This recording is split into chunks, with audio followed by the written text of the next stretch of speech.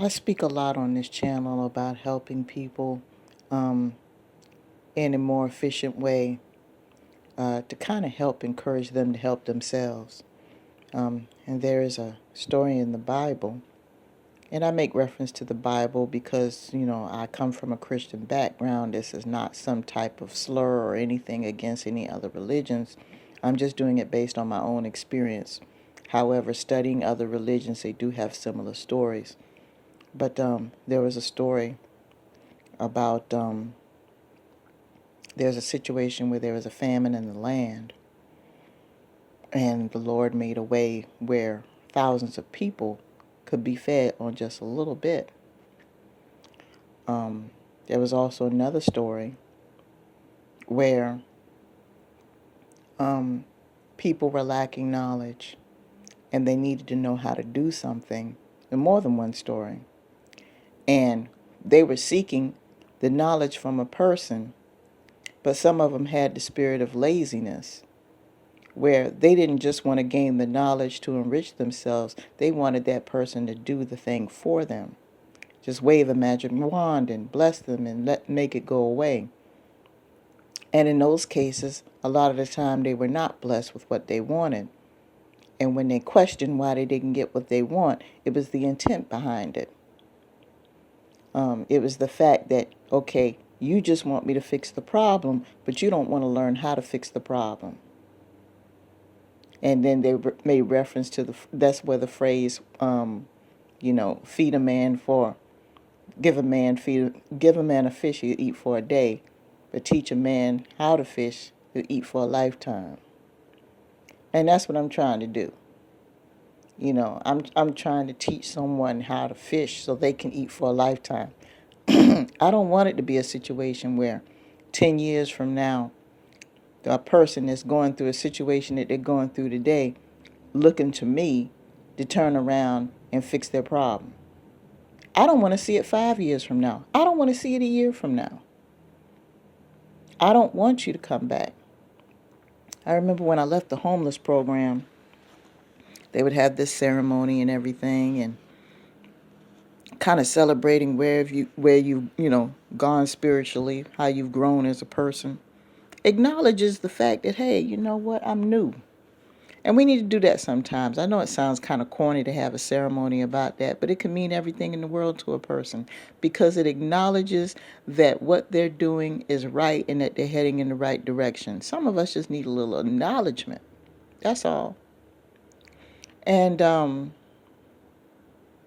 boy, I lost my train of thought just that quick because I have so much going through my head. But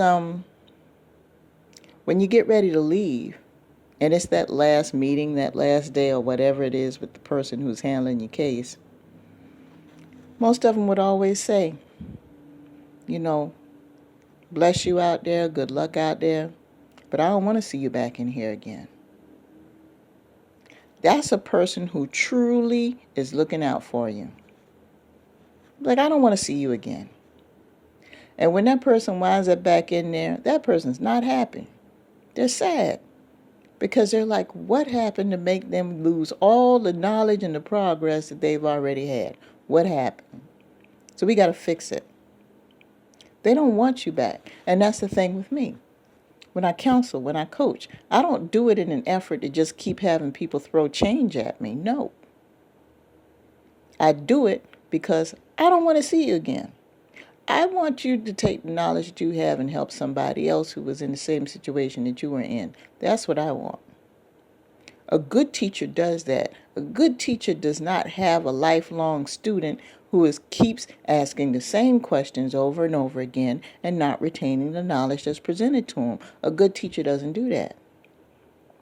A good teacher teaches, the student receives the knowledge and goes and teaches someone else. That's the reward for the teacher. So I say this to say this. When you choose to help people, you've got to look and see what you're doing. Sometimes you get so much into a routine of helping this person every single month with this one bill, or every single time there's a legal situation, You've gotten into a habit where it's become a subconscious thing that you automatically go into this mode because of your connection with this person, and you're not looking at the big picture. You're not looking into the mentality of that person as to why they're habitually getting involved with this, because they have it in their mind that you're always going to be there no matter what. But what's going to happen is, and I'm going to tell you the God's honest truth, if you're one of these people every single month that is prescribing to this person's lack of responsibility and accountability, there's going to be a time where you're not going to be able to come through for them during that month, or you're not going to be able to come through for them financially. You're not going to be able to come through for them legally to get them out of that pinch, and they're going to have to just suffer the consequences and be stuck.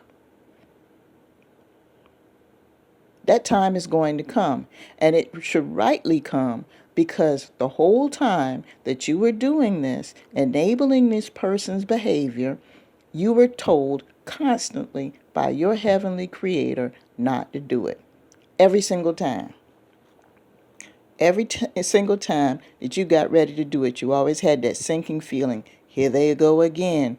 Or you would have a conversation with someone, oh, well, you know how so-and-so is. They got the same problem every month. Well, if you know it is and you have that negative feeling, then why are you doing it? And every single month that they get involved in this, every single time they get locked up, every single time they get in trouble in school, every single time, and it's always the same scenario all of the time, and you don't pull the plug, and every single time that you bail them out, you already know that they're going to wind up right back in that situation again. And then finally it gets to a stopping point where the creator says, you know what? Okay, you don't want to listen to me all this time? Fine, I will take the resource from you so you can get the message and understand what you're doing is wrong. I have blessed you with this, and you've turned around and you've thrown it away. So what I'm going to do is I'm going to make sure you don't throw it away anymore, because you're not going to have anything to throw away. I know that sounds vengeful, but it's called parenting. It's parenting. Your heavenly creator is your parent. Your heavenly creator was your mother and father before your mother, father even created you. You existed before you were even created physically. Whether you choose to believe that or not, it's the truth. For those of you who went to biology class, you know how many sperm is required, that is used in a sexual encounter, and how, through all of those millions and millions of sperm, only one has to penetrate the egg. Why is that? If it's a situation with numbers, we would have billions and trillions and quadrillions of people on this planet. You'd be overflooded, because every single time that one sperm meets an egg, every single time they get pregnant. But why would it take one out of so many millions? Because it's about timing, people. It's about timing. So anyway, I'm not going to get into a big old thing about biology, because some of you already know this, but you'd be surprised how many people don't. Like I said before, they skipped biology class for whatever reason. They thought it was dweeby. They thought it was, oh, that's just for the nerds and all this old foolishness, and then skip out, go to the beach, go to the club, go to the pool hall or whatever it is, and never take the class or anything else. And then when they get grown and they run into these biological situations, they sitting up here going to Google to try to get information, and the information that they get, they barely understand it because they don't even know the terminology because they didn't go to biology class. But anyway, I got a big old tirade about that. Maybe I'll talk about that in another audio. But that's the thing. If you're enabling irresponsible behavior and you already know that it's going to be a shit show after the fact, but you continue to do it, there's going to be a stopping point, people. And you're going to be in a situation where you cannot, even deep down you want to, you're going to be in a situation where you can't help that person at that point, and they're going to have to deal with it. And rightly so. So with that being said, I'm going to go ahead and let you guys go. Peace.